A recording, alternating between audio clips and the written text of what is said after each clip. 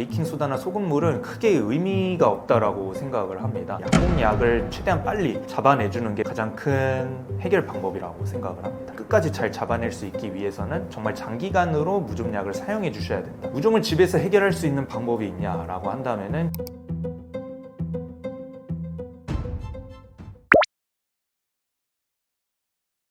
저도 이런 무좀 정말 고생을 많이 했던 점이 있는데 잘 안 걸리는 편이지만 한 번 걸리면은 진짜 잘 걸리는 것 같아요. 저 같은 경우에는 이런 겉살이 조금 뜯어지는 경우가 많거든요. 그래서 이런 지간형 무좀이라고 하거든요. 이런 발가락 사이에 뭔가 살이 이렇게 뜯어지고 뭔가 습진처럼, 주부 습진처럼 이렇게 살이 뜯어져서 피부가 가렵거나 조금 따가웠던 경험이 있습니다. 그래서 저 같은 경우에는 아무래도 약국에서 신발을 오래 신는 편이기도 하거든요. 슬리퍼도 간혹 신기도 하는데 가끔 이제 약국이 바쁘다 보면 저는 신발을 신는 채로 업무를 보기도 합니다. 근데 그런 경우에 이제 하루 종일 좀 있게 된다면은 집으로 돌아왔을 때 좀 발에 습기가 좀 많이 차 있는 경우가 많거든요. 그런 경우에 조금 무좀에 잘 걸리는 편인 것 같기도 해요. 그래서 저는 항상 집으로 오면은 발을 잘 씻어주면서 무좀이 잘 안 걸릴 수 있게 규칙적으로 생활을 하지만 결국 또 걸리면은 또 걸리더라고요. 무좀이 생기는 원인이라고 한다면 가장 대표적인 게 진균이라고 보시면 될 것 같습니다. 그래서 곰팡이나 아니면 피부 사상균을 의미를 하거든요. 이런 균이 우리 발 쪽에서 이런 습하거나 그리고 온도가 좀 따뜻해지면 잘 번식하기가 좋아지게 됩니다. 그래서 발을 잘 안 씻고 이 균들이 계속 번식하게 되면 무좀이 우리 발바닥이나 우리 발톱 쪽으로 침투할 가능성이 매우 높아질 수가 있게 되죠. 가장 대표적인 예로는 가렵죠.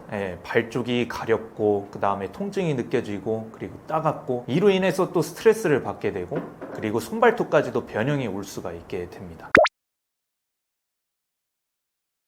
무좀 같은 경우에는 총 4가지 질환이 있게 되어요. 첫 번째는 지간형 무좀이 있을 수가 있는데 발가락 사이가 짓무르고 그리고 막 가렵고 물집이 생기고 그리고 또 살이 갈라지고 이런 경우가 있을 수가 있게 되거든요. 두 번째로는 이런 각질형 무좀, 이 발이 건조해도 무좀이 일어날 수가 있게 되는 겁니다. 그래서 이런 뭔가 이렇게 하얗게 모래가 이렇게 뿌려진 이런 발바닥이 이렇게 갈라지거나 아니면 이렇게 굳어서 생기는 경우도 무좀이 될 수가 있게 되거든요. 그래서 잘 벗겨지고 그리고 또 갈라져서 좀 따갑다 느끼면은 무좀약을 빨리 발라주시는 게 좋고, 그리고 세 번째로는 수포형 무좀이 있습니다. 빨갛게 오돌토돌 난 무좀을 의미를 하거든요. 이런 경우에는 또 이런 발바닥이나 발 옆에 잘 생길 수가 있기 때문에 또 이렇게 마찰이 있게 되면은 진물이 날 수가 있게 됩니다. 그래서 조기에 치료를 해주는 게 좋고, 마지막으로는 손발톱 무좀이 있어요. 이런 무좀 같은 경우에 이런 노랗게 올라오거나 아니면 거칠거칠하게 만들어지는 경우가 있게 되는데, 이런 경우에는 이런 손발톱이 두꺼워지게 되면서 노랗게 변하고 그리고 또 쉽게 갈라질 수가 있기 때문에 손발톱이 갈라지면은 아프잖아요. 그래서 빨리 무좀약으로 발라주시는 게 좋습니다. 그래서 이런 무좀을 일으키는 균은 크게 대표적으로 2가지가 있을 수가 있는데, 트리코파이톤 루브럼이 가장 대표적이 될 수가 있고, 피부 쪽에 나는 것에서는 트리코파이톤 멘타그로파이츠가 있습니다. 그래서 이 2가지 균을 빨리 잘 잡아주는 것이 핵심이 될 수가 있죠.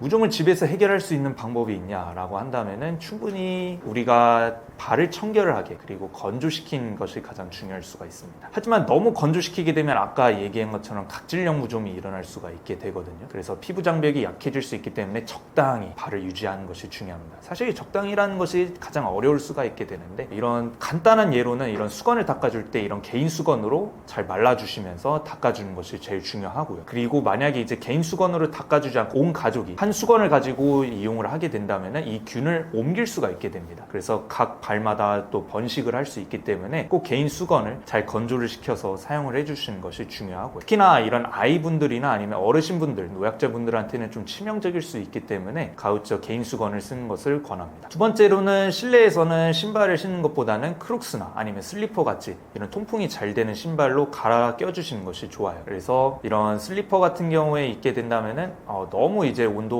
우리 발의 열의 온도가 생각보다 높을 수가 있게 되거든요. 그 온도를 낮춰줌으로 인해서 이런 무좀이 잘 안 걸릴 수 있게 만들어줄 수가 있고, 때로는 베이킹소다나 소금물로 족욕하시는 분들이 있습니다. 사실 개인적으로는 크게 의미가 없다라고 보거든요. 이런 경우에 생활요법이라고 한다는데 저는 차라리 이런 경우에는 약을 발라주시는 것을 저는 권해드리고 있습니다. 그래서 크게 의미가 없기 때문에 약국약을 바르시는 것을 저는 추천드리고요. 어떤 약국약을 바르냐 질문을 주실 수가 있는데 약국약에는 크게 세 가지 종류가 있어요. 가장 우리가 약국약에서 약사님들이 많이 권해주시는 1차 치료제가 바로 이 테르비나핀 크림이 될 수가 있습니다. 그래서 얘는 알릴아민계 항진균제가 될 수가 있는데 정확하게는 이런 에르고스테롤이라고 해가지고 세균이 먹는 이런 콜레스테롤 중에 하나가 될 수가 있게 되거든요. 이런 지방 물질 중에 하나가 되는데 이런 합성 초기인 스쿠알린 에폭시다제 억제를 함으로써 세균이 더 이상 생성이 안 되게 막아줄 수가 있게 됩니다. 그래서 세포벽을 파괴를 시켜줌으로써 진균을 무력화시켜주는 건데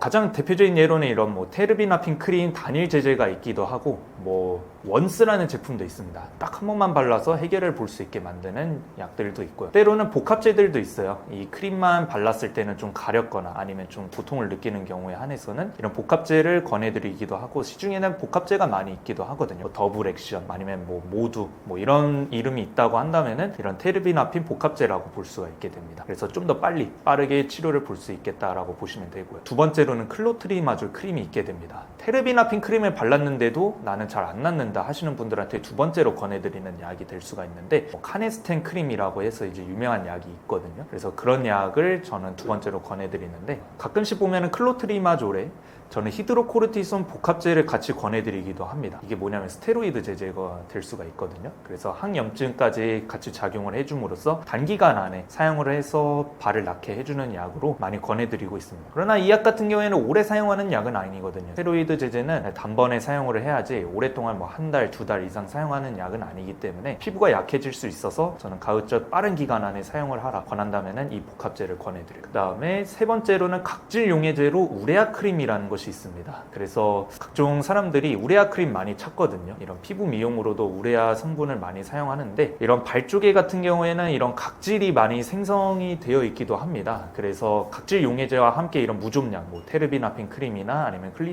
이런 클로트리마졸 크림을 같이 병용을 하게 된다면은 좀 더 효과적으로 무좀을 완화시킬 수가 있어요. 아까도 얘기한 것처럼 저는 개인적으로 생각을 했을 때는 이런 베이킹소다나 소금물은 크게 의미가 없다라고 생각을 합니다. 사실 뭐 어떤 분들에 한해서는 뭐 베이킹소다나 소금물이 뭐 싱크대나 우리가 이런 그릇을 사용하는 데 있어서 세균을 이제 없애줄 수 있으니까 뭔가 내 발도 같이 뭔가 소독을 해줄 수 있지 않냐 아니면 생활요법으로 쉽게 접근할 수 있지 않냐라고 하는데 이 진균을 제거하는 데 있어서 베이킹소다나 소금물은 크게 의미가 없거든요. 그렇기 때문에 저는 그렇게 해서 족욕을 한다기보다는 약국약을 최대한 빨리 잡아내주는 게 무좀을 빨리 제거할 수 있는 가장 큰 해결 방법이라고 생각을 합니다. 집에서 해결이 안 되는 무좀으로는 손발톱 무좀이 될 수가 있습니다. 이 약국약으로 해결하는 것이 가장 최선이 될 수가 있는데요. 내가 손발톱이 뭔가 이렇게 울퉁불퉁하고 뭔가 노랗게 이렇게 각질이 져 있다라고 한다고 해서 손톱을 갉아내거나 한다고 해서 이 균들이 죽지가 않거든요. 그렇기 때문에 우리 손발톱은 이 안에도 있습니다. 피부 안쪽에서부터 일단 발톱이 자라기 때문에 약을 발라주면서 이 뿌리 깊숙이까지 작용을 해줘야지 균이 완전히 사멸을 할 수가 있거든요. 그래서 이런 경우에는 약국에 가서 전용 네일 라카를 사용을 해주시는 것이 좋고 때로는 진물이 나기도 합니다. 뭐 노란색 이런 고름이 찼다거나 아니면은 뭐 피부가 이렇게 빨갛게 돋거나 아니면 피가 난다든지 한다면은 저는 빨리 병원을 가보시라고 저는 말씀드리고요. 그리고 한 달 동안 내가 약국약이나 병원약을 썼는데도 해결이 안 된다라고 한다면은 다시 한 번 더 병원을 가봄으로써 피부과 전문의 쌤한테 상담을 받는 것이 제일 좋습니다. 그리고 무좀약 같은 경우에는 한 달 내가 꾸준히 바른다라고 해서 해결이 안 될 수가 있어요. 왜냐하면 이런 손발톱 무좀 같은 경우에는 손톱은 한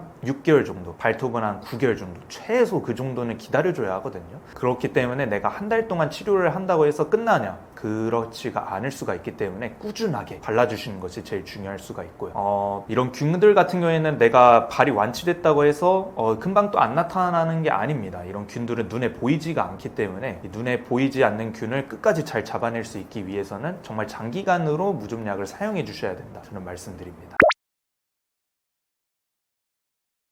일단은 약을 바르고 나서 어떻게 해결을 봐야 하는지, 뭐 양말을 신어야 된다든지 아니면 드라이로 건조를 시켜야 된다든지 이런 분들이 계시는데, 뭐 드라이로 이렇게 열을 건조시킨다기보다는 한 5분 정도는 이제 약물이 내 발에서 이렇게 건조시킬 수 있게 도와주는 것이 좋고요. 뭐 때로는 양말을 신는 것도 좋은 방법이 될 수가 있습니다. 이런 자기 전에 뭐 이불에 묻을 수도 있고, 아니면은 약이 어디인가 이렇게 묻게 된다면 효과가 좀 떨어질 수가 있잖아요. 그래서 사실 5분 정도면은 우리 피부에 침투하는데 충분하긴 한데, 전 걱정이 되신다라고 한다면 자기 전에 양말을 신어주는 것도 괜찮은 방법이 될 수가 있습니다.